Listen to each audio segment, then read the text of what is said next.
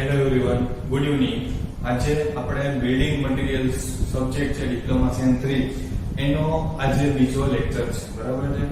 બીજો લેક્ચર છે એટલે કે ડે 2. એમાં આપણે ફર્સ્ટ ડે ના શું જોયું હતું તો કે ફર્સ્ટ ડે માં આપણે 7 ચેપ્ટર નું ઇન્ટ્રોડક્શન જોયું હતું. બરાબર છે? અને ફર્સ્ટ ચેપ્ટર છે એ ફર્સ્ટ ચેપ્ટર ના 2 ટોપિક જોયેલા હતા. બરાબર છે? એમાં સૌથી પહેલા સ્ટાર્ટ કરીએ તો પેલો જ ટોપિક આપણો એ હતો કે બિલ્ડિંગ મટીરીયલ્સ ની આઈટમ. એકવાર જોઈ લઈએ કે બિલ્ડિંગ મટીરીયલ્સ ની આઈટમ કઈ કઈ છે અને કઈ કઈ આઈટમ વિશે આપણે ભણવાનું છે. તો બિલ્ડિંગ મટીરીયલ્સ ની આઈટમમાં આપણે જોયું હતું ઈટ એટલે કે બ્રિક, સેન્ડ એટલે કે રેતી, એગ્રીગેટ એટલે કે કપચી, પછી કાચ, લાકડું, પથ્થર, રંગ, પછી બીજું ઘણું બધું જોયેલું હતું, વાર્નિશ, પછી સેનિટરીઝ ની આઈટમ જે પીવીસી ના પાઇપ ને બધું આવે છે, પછી ગ્લેઝર ટાઇલ્સ, ટેરાકોટા, ઘણું બધું આપણે જોયું હતું. એ આપણો ફર્સ્ટ ટોપિક હતો કે બિલ્ડિંગ મટીરીયલ્સ ની આઈટમ. બરાબર છે? તમને શોર્ટમાં પૂછાય કે બિલ્ડિંગ મટીરીયલ્સ ની આઈટમોના નામ લખો તો 10 થી 8 નામ લખવાના છે ખાલી. નેક્સ્ટ આપણો બીજો ટોપિક એ હતો કે physical property of building material. Building ની સામગ્રી છે એની ફિઝિકલ પ્રોપર્ટી એટલે કે ભૌતિક ગુણધર્મો જણાવો. એ ભૌતિક ગુણધર્મો પૂરો થયો પછી આપણો નેક્સ્ટ ટોપિક હતો બિલ્ડિંગ મટીરીયલ્સ ના મિકેનિકલ પ્રોપર્ટી એટલે કે mechanical property of building materials એટલે કે બિલ્ડિંગ મટીરીયલ ના યાંત્રિક ગુણધર્મો. બરાબર? આપણે પ્રીવિયસ લેક્ચરમાં 3 ટોપિક કરેલા હતા. હવે આજે આપણો લેક્ચર સ્ટાર્ટ થયો છે તો આજે આપણે નેક્સ્ટ એના પછી એક જ ટોપિક બાકી છે. ફર્સ્ટ ચેપ્ટરમાં એક જ ટોપિક બાકી છે. ટોપિક પૂરો કરશું. ટોપિક પૂરો થાય પછી ચેપ્ટર નંબર 2 સ્ટાર્ટ કરશું. બરાબર છે? ચેપ્ટર 2 સ્ટાર્ટ કરી એ પહેલા એક ફર્સ્ટ જોઈ લઈએ. ચેપ્ટર ફર્સ્ટ નો લાસ્ટ ટોપિક છે selection of appropriate construction material. બરાબર છે? એપ્રોપ્રિએટ કન્સ્ટ્રક્શન મટીરીયલ્સ એટલે કે આપણે બાંધકામની સામગ્રી છે એ સામગ્રી પસંદ કરવાની છે. તો કેવી પસંદ કરવાની છે? યોગ્ય એટલે કે એપ્રોપ્રિએટ. તમે જે કન્સ્ટ્રક્શન માટે મટીરીયલ યુઝ કરો છો એ યોગ્ય હોવું જોઈએ. સારું મટીરીયલ આવે, મીડિયમ આવે અને થર્ડ ક્વોલિટી નું આવે. પણ એમાં આપણે એપ્રોપ્રિએટ એટલે કે સારું મટીરીયલ પસંદ કરવાનું છે. તો એનો સૌથી પહેલો જ પોઈન્ટ છે તમારી બુકમાં પેજ નંબર 15 એટલે 15 ઉપર છે. એ હું એક્સપ્લેન કરું છું, તમે જોઈ શકશો. સૌથી પહેલો ટોપિક શું છે? યોગ્યતા એપ્રોપ્રિએટ. યોગ્યતા એટલે આપણે જે મટીરીયલ યુઝ કરવાનું છે એ યોગ્ય હોવું જોઈએ. બરાબર? પ્રોપર કન્ડિશનમાં હોવું જોઈએ એટલે યોગ્ય હોવું જોઈએ. સામગ્રીનો પ્રકાર યોગ્ય હોવો જોઈએ તથા ઉપયોગ માટે જરૂરી સામગ્રી છે એ જરૂરી સામગ્રી યોગ્યતા ધરાવતી હોવી જોઈએ એટલે પ્રોપર કન્ડિશનમાં હોવું જોઈએ. બરાબર છે? લો ક્વોલિટી ના હોવી જોઈએ. નેક્સ્ટ છે ઉપલબ્ધતા એટલે અવેબિલિટી. શું છે? આપણે જે મટીરીયલ યુઝ કરવાનું છે એ માર્કેટમાં ઉપલબ્ધ હોવું જોઈએ, અવેલેબલ હોવું જોઈએ. આપણે ફોર એક્ઝામ્પલ સ્લેબ ભરવાની છે તો કોન્ક્રીટની જરૂર પડે તો કોન્ક્રીટમાં સિમેન્ટ, સેન્ડ, એગ્રીગેટ, વોટર અને એર 5 વસ્તુ આવે. એમાંથી આપણી સાઈડ ઉપર ચાલુ સાઈડે એગ્રીગેટ ખતમ થઈ ગયા છે. બરાબર છે? તો લેબર બેસી રહેશે તો ચાલશે નહીં. એના માટે જે મટીરીયલ છે એ ટાઈમ ટુ ટાઈમ મળી રહેવું જોઈએ, અવેલેબલ હોવું જોઈએ. શું છે? અવેલેબલ. નેક્સ્ટ આવશે ટકાઉપણું એટલે ઇંગ્લિશમાં વાત કરીએ તો ડ્યુરેબિલિટી એટલે તમે જે મટીરીયલ ચૂઝ કરો છો ને એ મટીરીયલ ટકાઉ હોવું જોઈએ. એટલે કે ડ્યુરેબલ હોવું જોઈએ. લોંગ ટાઈમ માટે ડ્યુરેબલ હોવું જોઈએ. થોડોક ટાઈમ મટીરીયલ્સ રીએ પછી એ મટીરીયલ્સ ખરાબ થઈ જાય, તૂટી જાય એવું ના હોવું જોઈએ. ફોર એક્ઝામ્પલ હું બ્રિકની વાત કરું. આપણે સાઈડ ઉપર ઈંટનો થપ્પો મારેલો છે. એ થપ્પામાંથી વરસાદ આવે, ફૂલ વરસાદ આવે તો ઈંટમાંથી ઝીણા સૂક્ષ્મ કણો ઉખડવા માંડે અને ઈંટ નબળી પડી જાય તો એ ન ચાલે. જે ઈંટ છે એ પ્રોપર હોવી જોઈએ. એમાંથી કોઈ પણ છિદ્રો ઉખડી ન જવા જોઈએ. એની ધાર છે તો ધાર પણ તીક્ષ્ણ હોવી જોઈએ. ઈંટ ઉપર એની ધાર ઉપર શું થાય? વરસાદના ટીપા પડે, ફૂલ વરસાદ આવે તો એ તૂટી જાય, એની ધાર આખી ઘસાઈ જાય તો એ ચાલે નહીં. બરાબર છે? નેક્સ્ટ ટકાઉપણું પૂરું થાય પછી સામર્થ્ય એટલે સ્ટ્રેન્થ જે મટીરીયલ આપણે ચૂઝ કરી છે મટીરીયલની સ્ટ્રેન્થ પૂરેપૂરી હોવી જોઈએ, ઓછી સ્ટ્રેન્થ ના હોવી જોઈએ.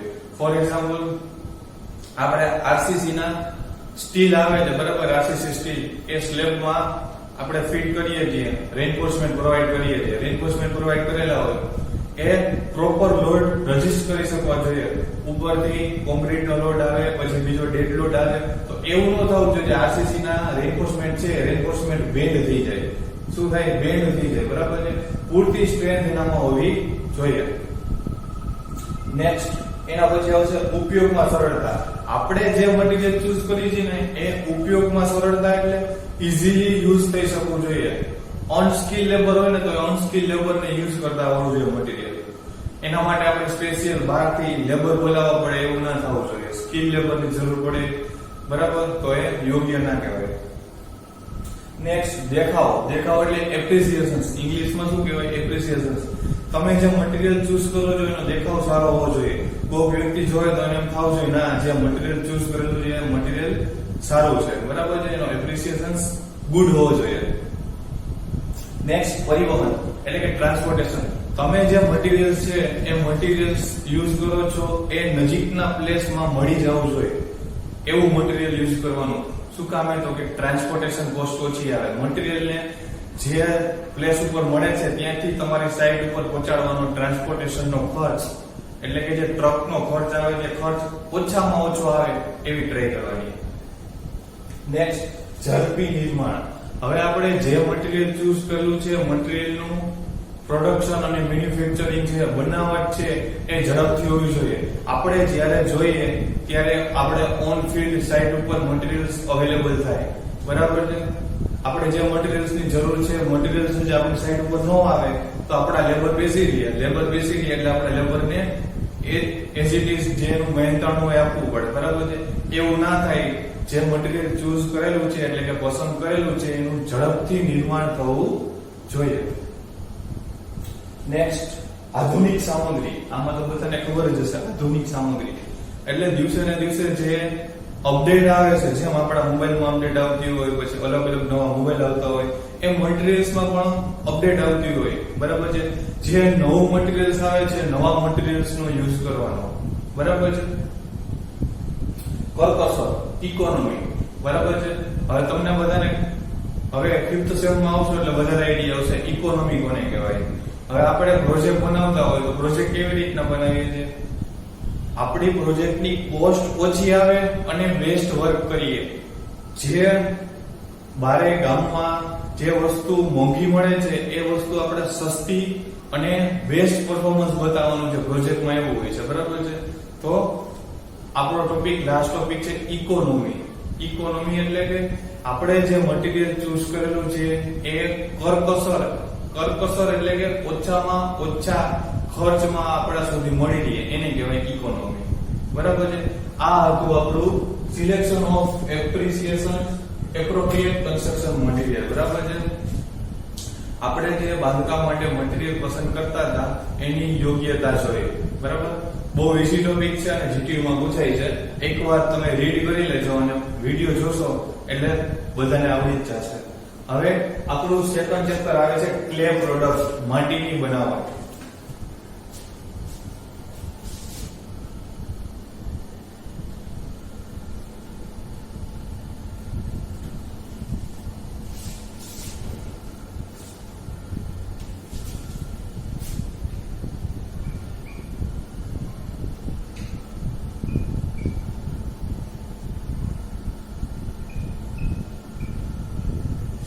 ક્લે પ્રોડક્ટ એટલે ગુજરાતીમાં કહીએ તો માટીની બનાવટ.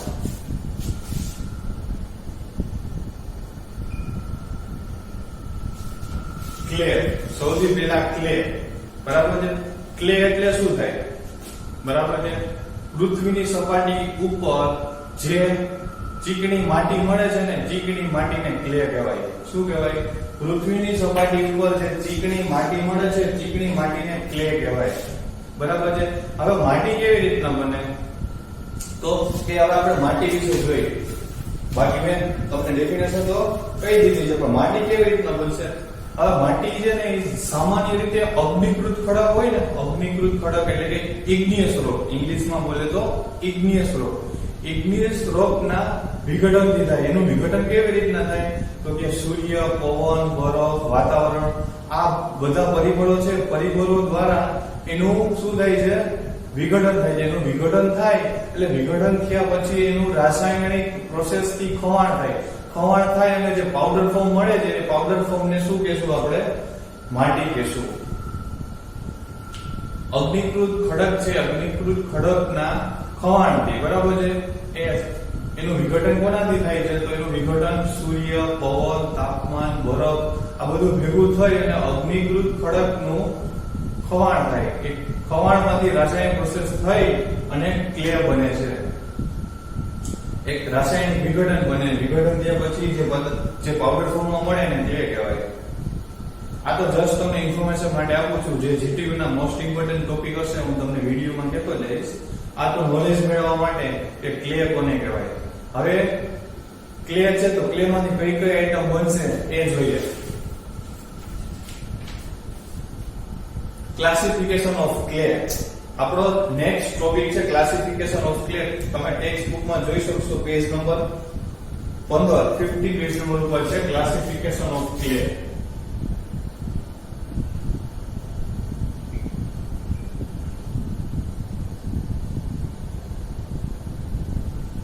ક્લાસિફિકેશન બરાબર છે એટલે કે વર્ગીકરણ, માટીનું વર્ગીકરણ, ક્લેનું વર્ગીકરણ. ક્લે માંથી કઈ કઈ વસ્તુ બને તો સૌથી પહેલા આપણે જે મોસ્ટ ઇમ્પોર્ટન્ટ છે સિવિલ એન્જિનિયર ને ઈટ બને. પછી બીજું શું બને ટેરાકોટા. નેક્સ્ટ આવશે રિફ્લેક્ટરીઝ પછી આવશે અર્થોનવેર, ટાઇલ્સ તો બધા જોયેલ જ છે આપણે જે રસોડામાં છે, બાથરૂમમાં જે લગાડી છે ટાઇલ્સ, સ્ટોનવેર અને પોર્સેલિન. આટલી બધી વસ્તુ કેમાંથી બને તો કે ક્લેમાંથી. બધા વિશે આપણે જોવાનું છે. મોસ્ટ ઇમ્પોર્ટન્ટ એટલો બધો ખાસ ટોપિક નથી. જે ટોપિક મોસ્ટ ઇમ્પોર્ટન્ટ આવે ત્યાં હું તમને કહીશ અને તમારી બુકમાં નોટ ડાઉન કરતા જાજો બરાબર. આ જસ્ટ તમને ઇન્ફોર્મેશન માટે બધું કહી દઉં. જો બેઝ ક્લિયર ન હોય તો આપણે આગળ બિલ્ડિંગ મટીરીયલમાં કેમ વધી શકીએ એટલે હું તમને બેઝ ક્લિયર કરાવું છું બરાબર છે. એમાં સૌથી પહેલા ઈટ. તો ઈટના ટાઇપ્સ જોઈએ તો ઈટના બે ટાઇપ્સ આવે છે. સાદી ઈટને કહેવાય સિમ્પલ ઈટ અને બીજી આવશે ખાસ પ્રકારની ઈટ. ખાસ પ્રકારની ઈટને કહેવાય સ્પેશિયલ ઈટ બરાબર છે. ઈટના બે ટાઇપ્સ છે સિમ્પલ ઈટ એન્ડ સ્પેશિયલ ઈટ બરાબર. હવે સિમ્પલ ઈટ છે એની અંદર કોઈ જાતના ટાઇપ્સ નથી. સ્પેશિયલ ઈટ ખાસ પ્રકારની ઈટ, ગુજરાતીમાં શું કહેવાય ખાસ પ્રકારની ઈટ. ખાસ પ્રકારની ઈટના બે ટાઇપ્સ આવશે. એમાં જોઈએ તો સૌથી પહેલું વિવિધ આકારો ધરાવતી ઈટ, સ્પેશિયલ શેપ્ડ ઈટ. વિવિધ આકાર ધરાવતી ઈટ, સ્પેશિયલ શેપ્ડ ઈટ. અને બીજો ટાઇપ આવશે નિર્ધારિત ઉપયોગ ધરાવતી ઈટ, જે સ્પેશિયલ યુઝ માટે જ છે. નિર્ધારિત ઉપયોગ ધરાવતી ઈટ બરાબર. એની અંદર બીજા ઘણા બધા ટાઇપ્સ આવશે. ખાસ પ્રકારની ઈટના બે ટાઇપ છે. એનો પહેલો ટાઇપ હું અત્યારે તમને ભણાવું છું વિવિધ આકાર ધરાવતી ઈટ. વિવિધ આકાર ધરાવતી ઈટ એટલે કેવી ઈટ કે સ્પેશિયલ શેપ ઈટ ઇંગ્લિશમાં બોલે તો. હવે એની અંદર 7 થી 8 નામ આવશે. ખાલી નામ જ યાદ રાખવાના છે, ડીપમાં અત્યારે યાદ રાખવાનું નથી. હું સ્પેશિયલ ઈટના ખાલી નામ જ બોલીશ. એટલે કે ગુજરાતીમાં કહું તો વિવિધ આકાર ધરાવતી ઈટ બરાબર છે. સ્પેશિયલ શેપની ઈટ ખાલી તમે નામ યાદ રાખજો. હું જે નામ બોલું છું એ નામ જ બરાબર છે, વધારે કઈ જરૂર નથી. સૌથી પહેલા રાઉન્ડેડ ઈટ. જે બ્રિક છે બ્રિક એનો શેપ રાઉન્ડેડ ટાઈપ નો હોય એ રાઉન્ડેડ ઈટ. નેક્સ્ટ કમ્પાસ્ડ ઈટ, કિંગ ક્લોઝર, આર્ચ ઈટ, પરફોરેટેડ બ્રિક, હોલો બ્રિક, પછી ચેકર્ડ ઈટ બરાબર છે. આ બધા નામ જ યાદ રાખવાના છે. હું કેની અંદર નામ બોલ્યો તો કે વિવિધ આકાર ધરાવતી ઈટ બરાબર છે. એ વિવિધ આકાર ધરાવતી ઈટના નામ બોલ્યો. હવે એમાંનો બીજો પોઈન્ટ છે, હું બીજો પોઈન્ટ છે એના ખાલી નામ જ બોલીશ. એના પર નામ છે નિર્ધારિત ઉપયોગ ધરાવતી ઈટ. નિર્ધારિત ઉપયોગ ધરાવતી ઈટની અંદર 4 ટાઇપ છે. 4 ટાઇપ્સ હું બોલું છું. સૌથી પહેલો ટાઇપ આવશે ફાયર બ્રિક. કઈ બ્રિક? Fire brick. એની અંદર આવશે એસિડ, બેઝ અને ન્યુટ્રલ. આપણે 10મામાં ભણી ગયા ચેપ્ટર 7 આવતું એસિડ બેઝ અને ક્ષાર. એમાં એસિડ એટલે એસિડ, બેઝ એટલે બેઝ અને ન્યુટ્રલ એટલે કે સેન્ટરમાં આવતું જેની pH 7 હોય એ 7. બરાબર. નેક્સ્ટ એમાં બીજો પોઈન્ટ આવશે. બીજો પોઈન્ટ શું છે? Acid resistance brick. જે એસિડ સામે રેઝિસ્ટન્સ મેળવી શકે છે એસિડ રેઝિસ્ટન્સ બ્રેક છે. નેક્સ્ટ સેન્ડ લાઇમ બ્રેક અને એના પછી આવશે કલર્ડ બ્રેક. બરાબર. આ આપણું ઈટના ટાઇપ્સ હતા એ ટાઇપ્સ પૂરા થઈ ગયા છે. ખાલી નામ જ યાદ રાખવાના છે. એની અંદર ડીપમાં અત્યારે યાદ રાખવાનું નથી. જ્યારે આપણે ફર્ધર ચેપ્ટર સ્ટડી કરશું, આગળ વધારે સ્ટડી કરશું ત્યારે ડીપમાં આવશે. ત્યારે હું તમને ડીપમાં લઈ જઈશ. અત્યારે ખાલી નામ જ યાદ રાખો. હજી એકવાર તમને રિવિઝન કરાવી દઉં છું. પહેલા ઈટના પહેલા બે ટાઇપ્સ આવશે, સાદી ઈટ અને ખાસ પ્રકારની ઈટ. સાદી ઈટ ને સિમ્પલ ઈટ કહેવાય અને ખાસ પ્રકારની ઈટ ને સ્પેશિયલ ઈટ કહેવાય. બરાબર. હવે સ્પેશિયલ ઈટ ની અંદર બીજા બે ટાઇપ્સ આવશે. એમાંનો એક ટાઇપ છે વિવિધ આકારો ધરાવતી ઈટ, ડિફરન્ટ ટાઇપની ઈટ, અલગ અલગ આકારો ધરાવતી હોય એવી ઈટ. એની અંદર 5 નામ હું બોલ્યો હતો. અને બીજી હતી વિવિધ નિર્ધારિત ઉપયોગ ધરાવતી ઈટ. એની અંદર પણ હું બીજા 4 ટોપિક બોલ્યો હતો. બસ ખાલી નામ યાદ રાખી અને આપણે અત્યારે આગળ વધશું. બરાબર છે. પહેલો પોઈન્ટ પૂરો થયો આપણો ક્લે ની બનાવટોમાં ક્લાસિફિકેશન હતું. બરાબર. એનો પહેલો પોઈન્ટ પૂરો થયો બ્રિક. હવે બીજો પોઈન્ટ કયો હતો? ટાઇલ્સ. ક્લે માંથી બીજી કઈ વસ્તુ બને? ઈટ પછીની બીજી વસ્તુ ટાઇલ્સ બને. તો ટાઇલ્સ જે આપણે કિચનમાં, બાથરૂમમાં જે ટાઇલ્સ લગાડીએ છીએ, ટાઇલ્સ ની હું વાત કરું છું. કઈ કઈ જગ્યાએ ટાઇલ્સ નો યુઝ થાય, ક્લાસિફિકેશન ટાઇલ્સ નું. એની અંદર પણ ખાલી નામ જ યાદ રાખવાના છે. જીટીયુ માં હજી સુધીમાં ક્વેશ્ચન પૂછાણો નથી, પણ હું તમને નોલેજ માટે એક્સપ્લેન કરું છું તમારી સામે. બરાબર છે. એમાંનો સૌથી પહેલી ટાઇલ્સ રૂફિંગ ટાઇલ્સ. જે આપણી અગાસી હોય છે, અગાસી એની ઉપર આપણે ટાઇલ્સ લગાવીએ છીએ. બરાબર છે. અત્યારે તો એવી પણ ટાઇલ્સ આવે છે કે તમે બપોરના સમયે, બપોરનો 1 વાગ્યો હોય અને ઉનાળામાં ટાઇલ્સ ઉપર પગ મૂકો ને તો તમને ટાઇલ્સ ઠંડી લાગે છે. અત્યારે એવી પણ ટાઇલ્સ અવેલેબલ છે. એમાંનો સૌથી પહેલો પોઈન્ટ છે રૂફિંગ ટાઇલ્સ. બીજો પોઈન્ટ છે ફ્લોરિંગ ટાઇલ્સ. જે આપણે અત્યારે ઊભા છીએ, બેઠા છીએ, એને ફ્લોર કહેવાય. એ ફ્લોરમાં લગાવવા માટેની tiles. Second type. Third type wall tiles. Wall tiles એટલે કે જે આપણી વોલ છે, દિવાલ છે, એ દિવાલમાં લગાવવા માટેની ટાઇલ્સ. બરાબર છે. એના પછીનો ફોર્થ પોઈન્ટ આવશે ડ્રેઇન ટાઇલ્સ. જે આપણે ડ્રેનેજના પાઇપ ફિટ કરી દીધા પછી જે લગાવવાની ટાઇલ્સ હોય ડ્રેઇન ટાઇલ્સ. અને નેક્સ્ટ આવશે ગ્લેઝર્ડ અર્થનવેર ટાઇલ્સ. બરાબર છે. નેક્સ્ટ ગ્લેઝર્ડ અર્થનવેર ટાઇલ્સ જે કિચન અને બાથરૂમમાં જ લગાવવામાં આવે છે. બરાબર છે. આની અંદર 3 નામ લખવાના હોય છે. હું 3 નામ તમને એક્સપ્લેન કરતો જાઉં.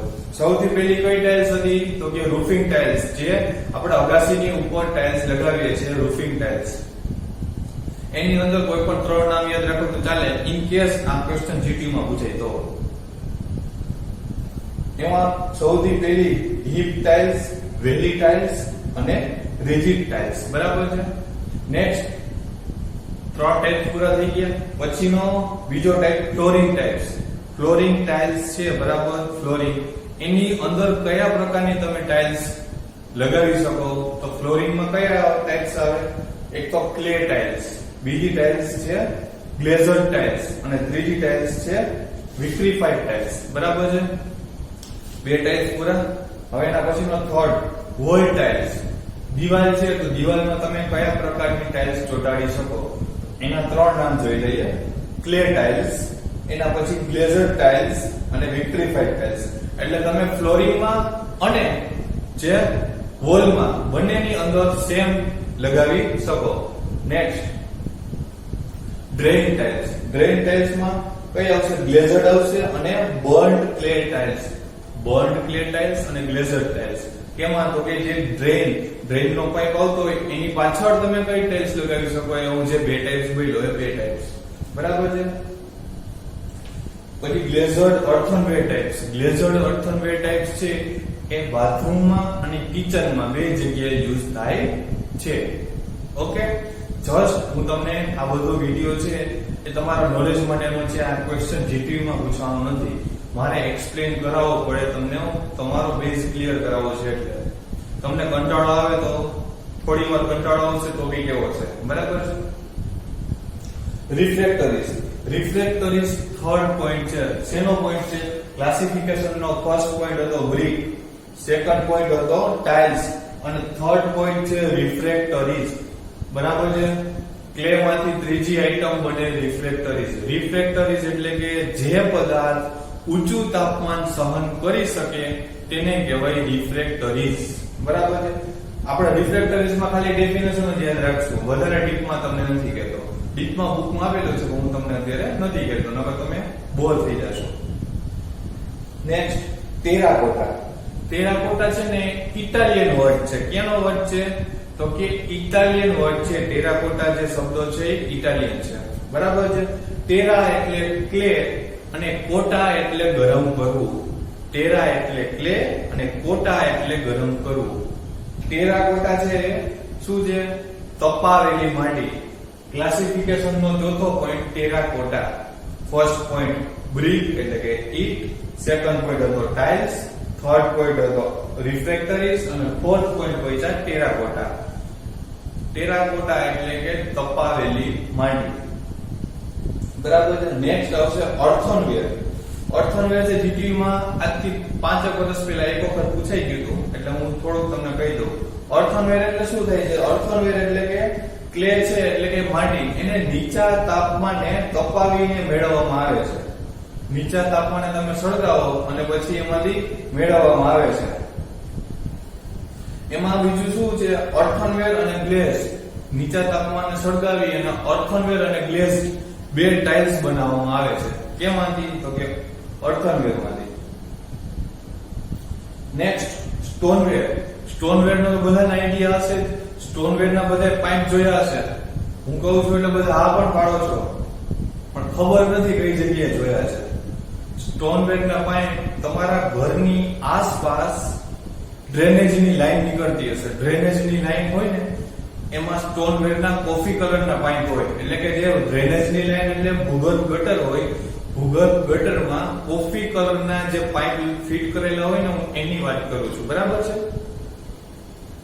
મોટી બધી એક વચ્ચે મેનોલ હોય, મેનોલમાં પાઇપ કનેક્ટ હોય, થોડાક આગળ જાવ એટલે બીજી મેનોલ આવે, ગુજરાતીમાં કહે તો કુંડી.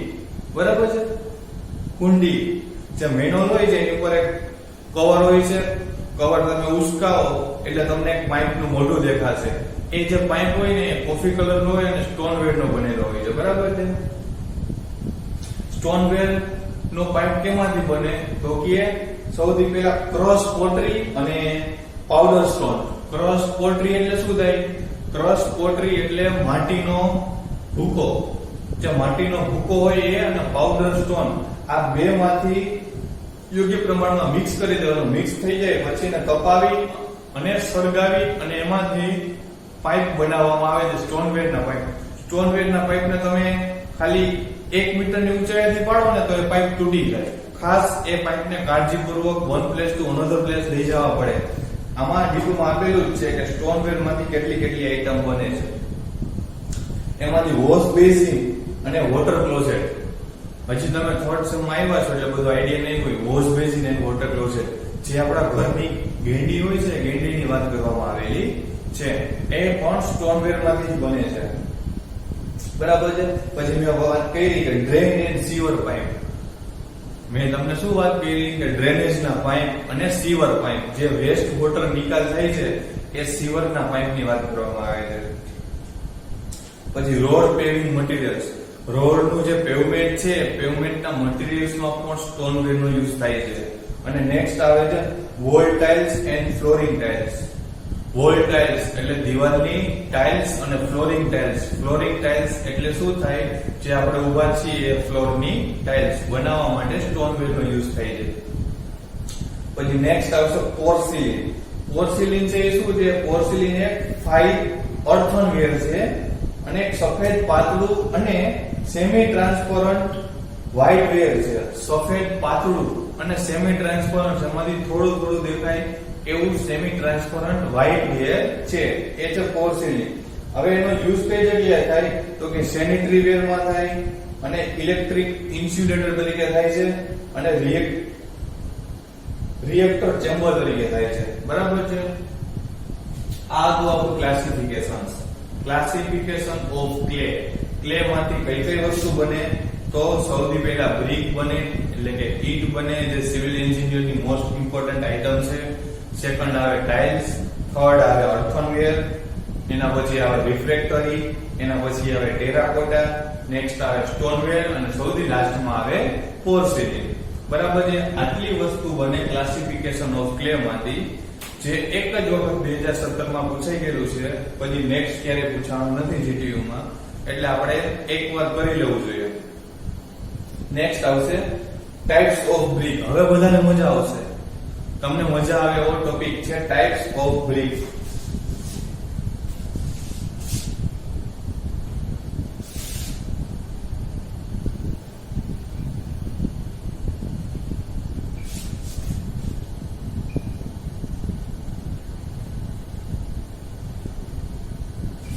ઈંટના પ્રકાર જોવાના છે આપણે. શું જોવાનું છે? ઈંટના પ્રકારો. ઈંટના બે પ્રકાર છે, પરંપરાગત ઈંટ અને પ્રમાણિત ઈંટ. હવે પરંપરાગત ઈંટ છે એને શું કહેશું? ઇંગ્લિશમાં કન્વેન્શનલ બ્રિક. અને પ્રમાણિત ઈંટ, અત્યારે જે માર્કેટમાં ઈંટ મળે છે ને પ્રમાણિત ઈંટ છે, અને ઇંગ્લિશમાં કહેવાય સ્ટાન્ડર્ડ ઈંટ. શું કહેવાય? સ્ટાન્ડર્ડ ઈંટ. હવે સ્ટાર્ટિંગ કરશું પરંપરાગત ઈંટ થી. ઇંગ્લિશમાં બોલે તો કન્વેન્શનલ બ્રિક. હવે પરંપરાગત ઈંટ છે તો આજથી જૂના જમાનામાં હજારો વર્ષ પહેલા જે ઈંટ નો ઉપયોગ થતો હતો એ ઈંટને કહેવાય પરંપરાગત ઈંટ. એ ઈંટનું માપ હતું 23x11.4x7.5, 23/11.4 એને ઇન્ટુ 7.5 સેન્ટીમીટર, એવું એનું માપ હતું.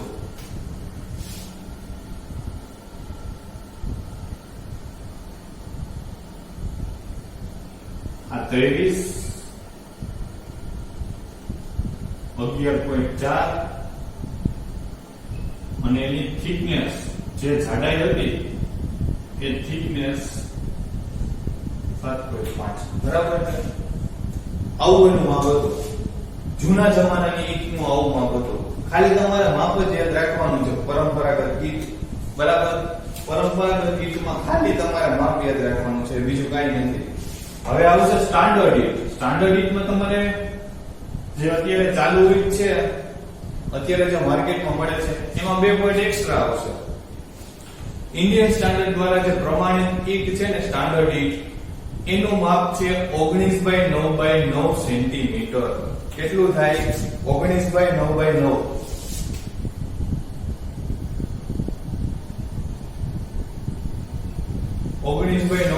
સેન્ટીમીટર.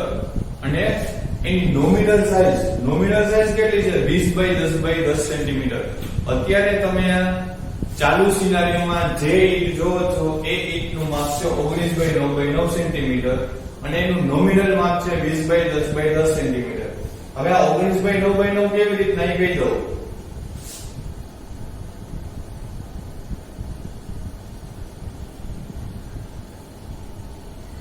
ઓગણીસ બાય 9/9 એટલે એની થિકનેસ પણ 9 અને જે પહોળાઈ છે પણ 9. બરાબર. 19/9/9. હવે એનું શું કીધું? નોમિનલ માપ 20/10/10. આ એનું સ્ટાન્ડર્ડ માપ છે 19/9/9 અને નોમિનલ જે ડાયમેન્શન છે એ 20/10/10. હવે તમારો પ્રશ્ન એવો થશે કે સર નોમિનલ ડાયમેન્શન એટલે શું? નોમિનલ ડાયમેન્શન એટલે કે જે બે બ્રિક છે એની વચ્ચે મોર્ટાર ભરી અને પછી જે માપ આવે નોમિનલ માપ. આ તમારી પહેલી બ્રિક છે, બરાબર છે. આના પછી બાજુમાં બીજી બ્રિક આવશે, એની નીચે ત્રીજી બ્રિક છે. એક સમજો કે આપણે દિવાલ જ બનાવી છે.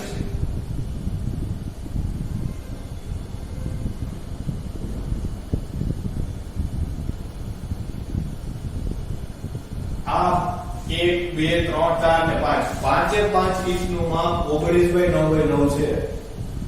આ આઈએસ માપ છે, ઇન્ડિયન સ્ટાન્ડર્ડ, બરાબર છે. 19/9/9 છે, એ સ્ટાન્ડર્ડ માપ છે. તો હવે મેં એવું કીધું કે નોમિનલ માપ એનો 20/10/10. ઈ કેવી રીતના? તો કે આ જે સ્પેસ છે એ સ્પેસ ની અંદર શું આવશે? સિમેન્ટ, સેન્ડ અને રેતી. સિમેન્ટ, સેન્ડ અને વોટર, બરાબર છે? એ આની અંદર આવી જશે. પછી હવે મોટર આવી ગયા પછી તમે એનું માપ કરો તો 20 થઈ જાય. ખબર પડી હવે બરાબર? 20/10/10 શું કામે થયું? પછી આ પણ વધી જાય એટલે એનું નોમિનલ માપ 20/10/10 સેન્ટીમીટર થાય. ખાલી ઈંટનું માપ 19/9/9 જ થાય. પણ એની સાથે જે મોટર આવે ને એટલે એનું માપ 20/10/10 સેન્ટીમીટર થઈ જાય અને એને કહેવાય નોમિનલ સાઈઝ. શું કહેવાય? નોમિનલ સાઈઝ કહેવાય.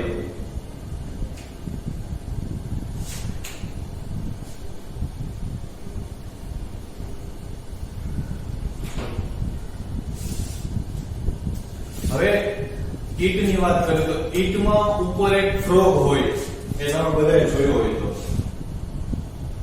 જે અત્યારે ઈંટ આવે છે ને ઈંટમાં ફ્રોગ પ્રોવાઈડ કરેલો હોય. આ તમારી ઈંટ છે. ઈંટના સેન્ટરમાં ફ્રોગ આપેલો હોય. ઈંટના સેન્ટરમાં એક નાનકડો એવો ખાડો હોય. એ ખાડાને શું કહેશું આપણે? ફ્રોગ કહેશું. શું? ફ્રોગ. જે નાનો ખાડો હોય એ ખાડાને ફ્રોગ કહેશું. એનું માપ છે 10/4/1. એક એની થિકનેસ છે. શું છે?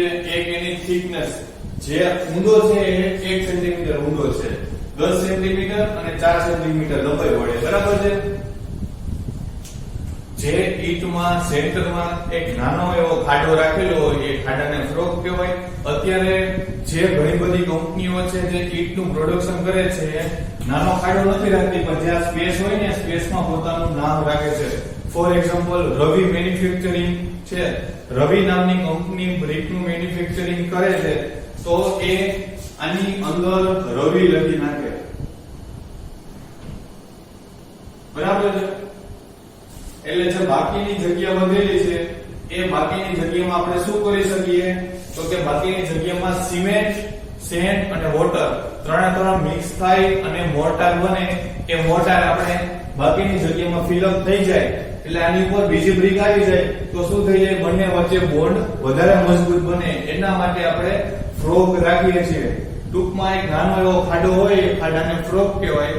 એ ફ્રોગનું ડાયમેન્શન છે 10/4/1 સેન્ટીમીટર, બરાબર? હવે તમારે વધારે સારું જોવું હોય તો હું તમને ફિગર બતાવું. ફિગર જોવો તમે. આ ફિગર શેની છે? ફ્રોગની છે. ઓકે, હવે ક્લિયર થઈ ગયું? જે અત્યારે જે માર્કેટમાં પ્રમાણિત ઈંટ મળે છે એ ઈંટનું વજન 3 કિલોગ્રામ હોય છે. કેટલું હોય છે?